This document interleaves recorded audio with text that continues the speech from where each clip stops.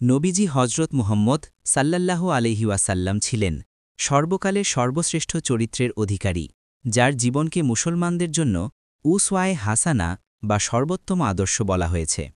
১ আল আমিন, বিশ্বাসযোগ্য। নবুয়ত লাভের আগে থেকেই তিনি মক্কার মানুষের কাছে চরম সততা ও বিশ্বস্ততার জন্য আল আমিন নামে পরিচিত ছিলেন। ২ দয়া ও ক্ষমাশীলতা, তিনি ছিলেন অত্যন্ত দয়ালু ও ক্ষমাশীল। যারা তাকে কষ্ট দিত তিনি তাদেরও ক্ষমা করে দিতেন এবং তাদের জন্য কল্যাণ কামনা করতেন। ৩ সরলতা ও বিনয়, তিনি ক্ষমতা ও প্রাচুর্য থাকা সত্ত্বেও সাধারণ জীবনযাপন করতেন।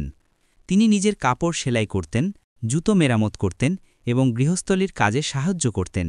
মজলিসে তিনি নিজের জন্য আলাদা কোনো আসন নিতেন না। ৪ ন্যায় বিচার ও সমতা, ধনী গরিব নির্বিশেষে সবার প্রতি তিনি ন্যায় বিচার করতেন এবং প্রতিটি মানুষকে সম্মান ও মনোযোগ দিতেন।